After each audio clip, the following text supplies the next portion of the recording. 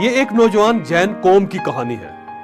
یہ دنیا کا واحد انسان ہے جو ایک دستخط سے 5 منٹ میں $19 بلین کا مالک بن گیا تھا، جو ایک دن میں دنیا کے 100 بڑے ارب پتیوں میں شامل ہو گیا تھا۔ یہ کون تھا؟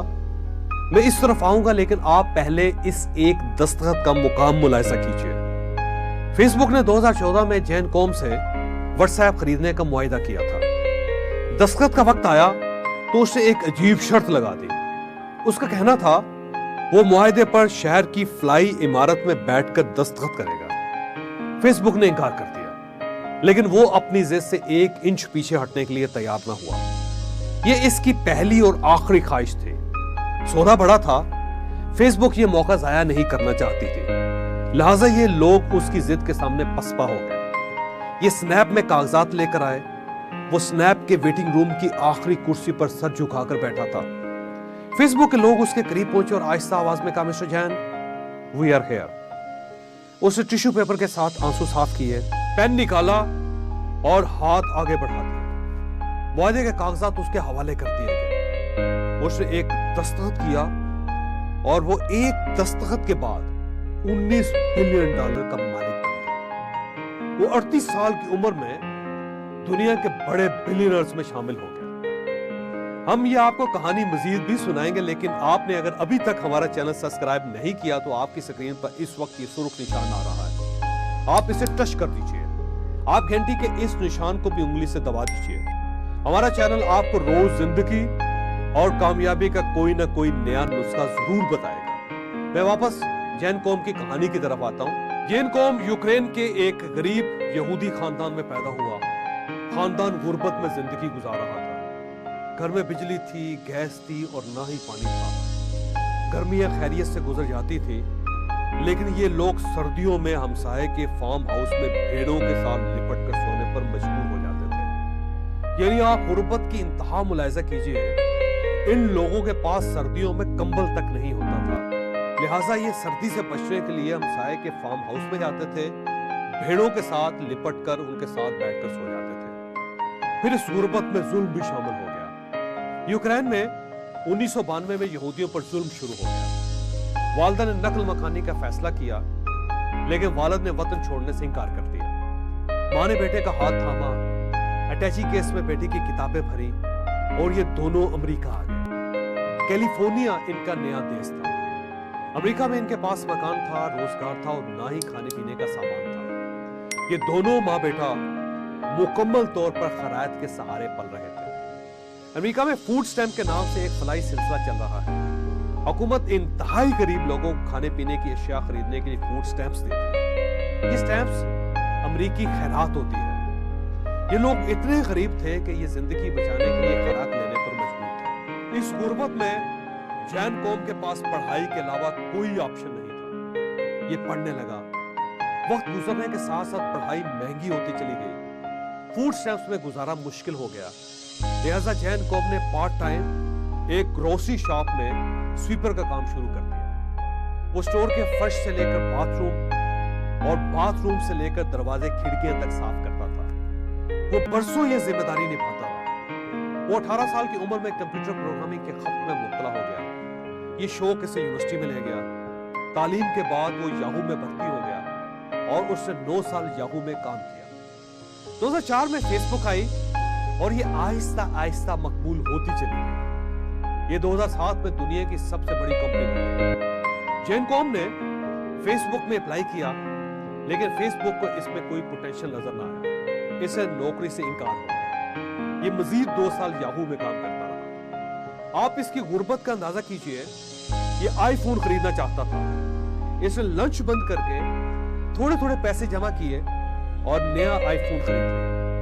یہ آئی فون آگے چل کر اس کے لیے سونے کی کان ثابت ہوا۔ جین قوم نے فون استعمال کرتے کرتے سوچا، میں کوئی ایسی اپلیکیشن کیوں نہ بناؤں جو فون کا متبادل بھی ہو، جس کے ذریعے SMS بھی کیا جا سکے، تصویریں بھی بھیجی جا سکے، ڈاکومنٹس بھی روانہ کیے جا سکے اور جسے ہیک بھی نہ کیا جا سکے۔ یہ ایک انوکھا آئیڈیا تھا۔